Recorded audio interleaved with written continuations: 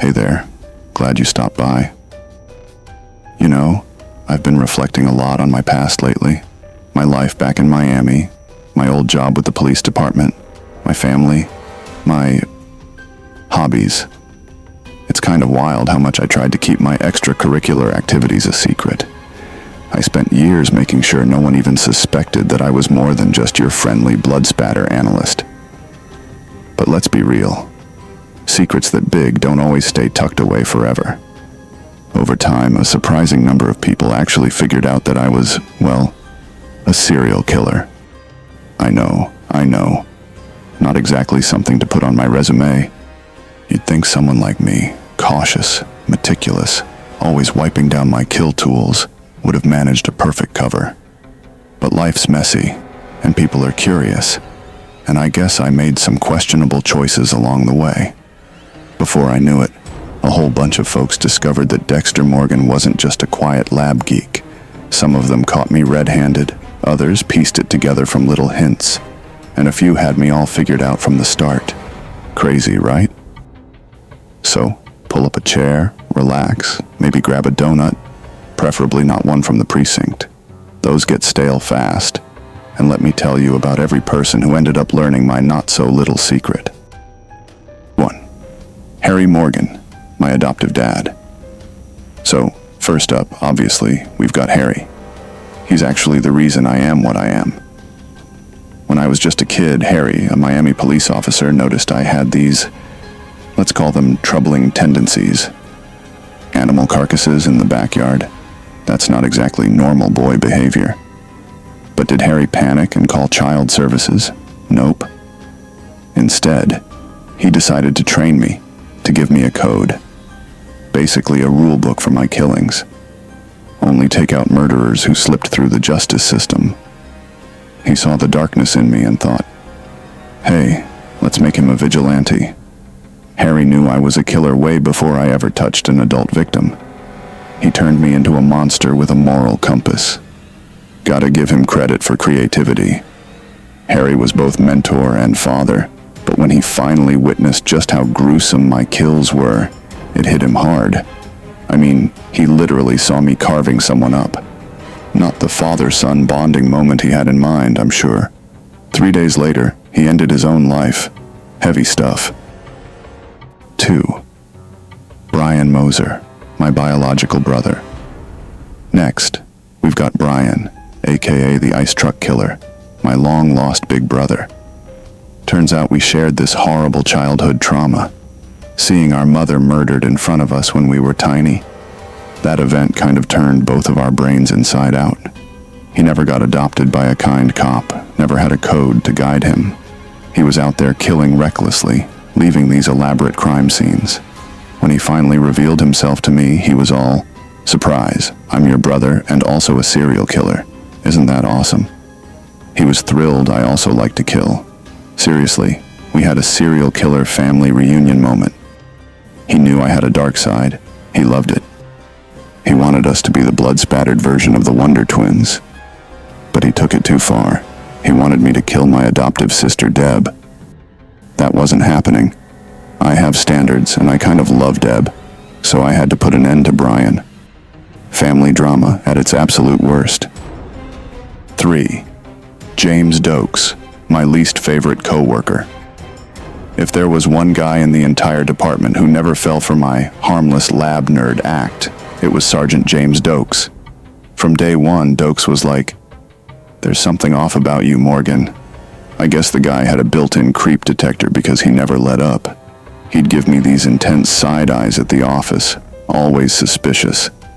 And when the Bay Harbor butcher case heated up, Dokes started connecting dots that no one else even saw on the page. Eventually, he found my blood slide collection, which, let's face it, is the serial killer equivalent of leaving a giant neon sign saying, I did it. So, he knew. I locked him up in a cabin while I decided what to do, but before I could figure it out, Lila, a whole other story, blew up the cabin with him inside. Dokes never made it out, and I was pretty torn up about it. Not that I would have let him walk free with that knowledge. But still, a fiery explosion wasn't my preferred method of problem solving. Before we dive into how that all went up in flames, literally, I have a small request. If you're enjoying this little trip down my memory lane of secrets, lies, and, well, murders, take a moment to like this video and subscribe. Did you do it? Great. You're officially on my nice list. Now let's get back into it. 4. Lila West. My very dangerous ex-o, Lila. If you've never had a psycho-significant other who finds your homicidal hobby exciting, consider yourself lucky. Lila came into my life as my Narcotics Anonymous sponsor. Long story, fake addiction cover-up. But she immediately saw my darkness and practically swooned over it. It's not every day your girlfriend's like, "You're a serial killer. That's so hot." She even took out dokes for me, thinking I'd appreciate the gesture. Honestly, she was too unstable and didn't follow my code at all. I mean, I'm a killer, sure, but I have rules. She just murdered him because she was jealous and wanted me all to herself. She knew my secret and wanted to be part of it. Unlike others who knew and panicked, Lila embraced it. But she was way too dangerous. I ended that relationship permanently. Let's just say I do not recommend dating someone who thinks your murder hobby is relationship goals. 5. Miguel Pra. My brief bromance gone wrong. Miguel was an assistant district attorney who stumbled onto my secret when he found me standing over a dead body with a knife. Instead of freaking out, he was like, "We can totally use this. Let's kill bad guys together." At first, it felt kind of cool to have a friend who not only knew my secret, but approved. I got a murder buddy who shared my frustration with the legal system. But then Miguel took it too far. He started killing people who didn't deserve it, like Ellen Wolf, a defense attorney who was just doing her job. He turned my carefully controlled world into a lawless free-for-all, and that was a big no-no. The code was sacred, and Miguel clearly didn't respect it, so I had to end him too. Lesson learned. Don't form a murder tag team without checking references first. 6. Lumen Pierce, my partner in vengeance. Lumen was unique. She was a victim of truly horrible crimes and saw me kill one of the men who hurt her. She knew immediately what I was capable of, but instead of running to the cops or freaking out, she said, "Help me get revenge." That was new. She wanted justice, or rather she wanted these monsters off the planet, and I was equipped to help. We worked together, taking down the men who attacked her. It was the first time I felt like someone understood why I did what I did, without trying to twist it or run away screaming. We even got close, very close. But after we finished off her tormentors, she no longer felt the need to kill. Lumen's darkness was temporary, tied to trauma. Once that was resolved, she left, which I respected. She knew my secret and accepted it, maybe even cared about me. That was a high point. Short-lived, but still nice while it lasted. 7. Jordan Chase, motivational speaker, serial rapist. Jordan Chase was the ultimate creeper. He led a group of men, Lumen's attackers, and basically turned abduction and torture into some twisted group activity. When he realized I was picking off his buddies one by one, he figured out I wasn't just some random vigilante. He saw I was organized, methodical. He realized I was a professional killer. While he didn't know all the details, like my code or the Bay Harbor butcher legend, he knew enough. Dexter Morgan was dangerous, a killer out for justice. So we ended him. Simple as that. No long conversations, no dramatic confessions, just taking out the trash. 8. The elderly priest with dementia, a weird confession. This one's kind of funny. There was an old man, a former priest in a retirement home I visited while looking for information. He was so deep into dementia that he barely knew what was happening. For some bizarre reason, I ended up telling him straight out, "I'm a serial killer." It felt oddly freeing.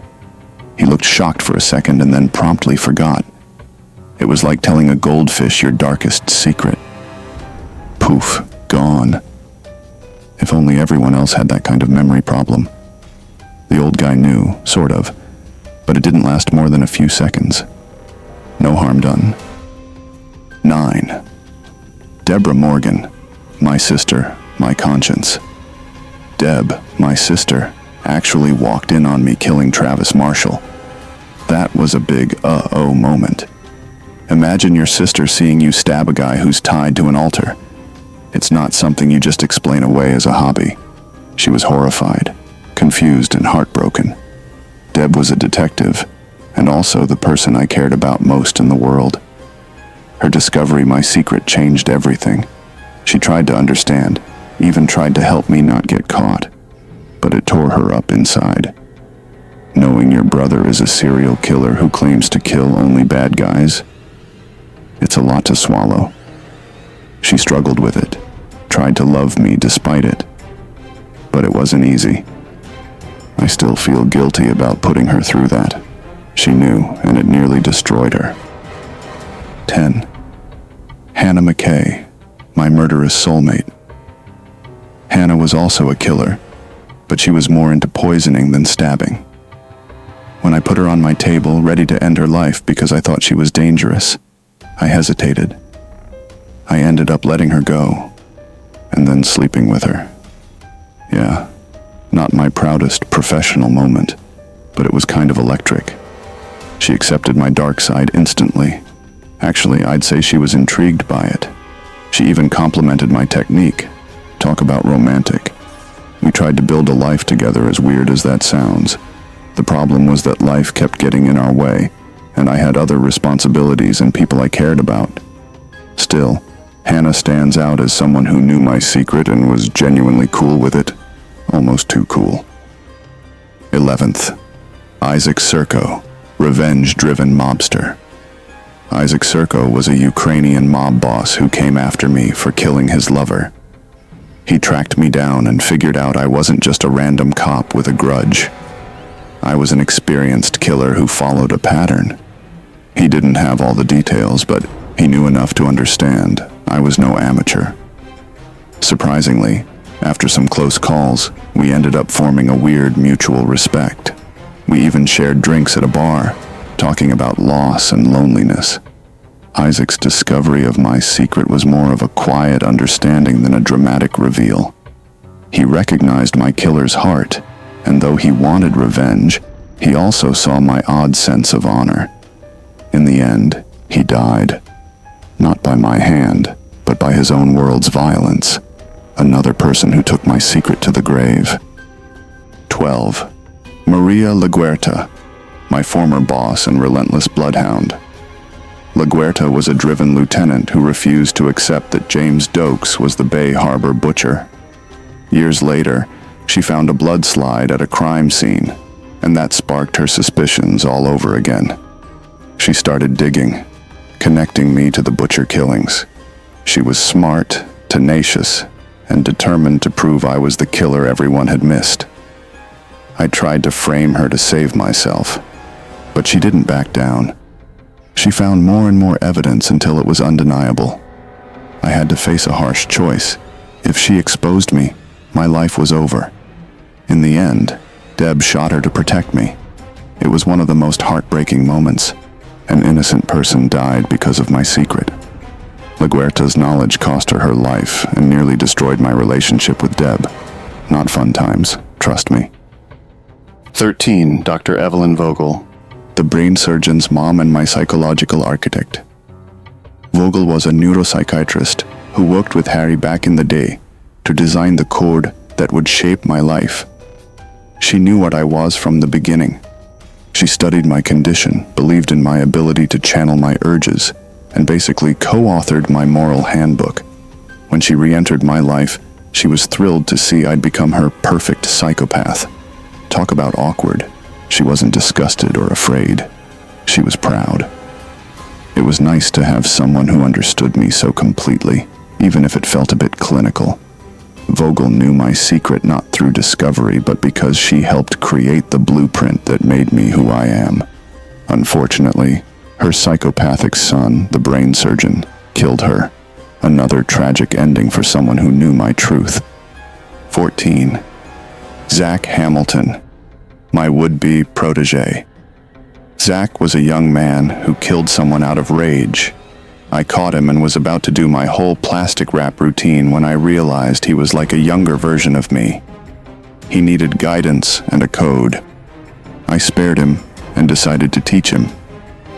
Naturally, he understood pretty quickly what I did, why I did it, and how I operated. He knew I was a killer who followed rules. He seemed excited, like he'd just gotten a golden ticket to my twisted chocolate factory. Zach was the only student I ever tried to mentor. He learned that I killed, and he accepted it as a way to handle terrible people. Sadly, the brain surgeon got to him before I could shape him into a better kind of monster. Guess I should leave teaching to the professionals.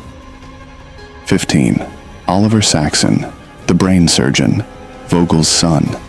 Finally, we have Oliver Saxon, the brain surgeon himself. He found out about me by reading Vogel's notes. He learned all the details, how I was raised, how I killed. He was kind of jealous that his mom tried to help me when she didn't do the same for him. He knew I was a careful, experienced killer. We ended up face to face in a final confrontation.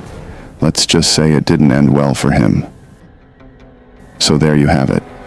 15 people who discovered the truth that Dexter Morgan, mild-mannered blood-spatter analyst and donut enthusiast, was secretly a serial killer.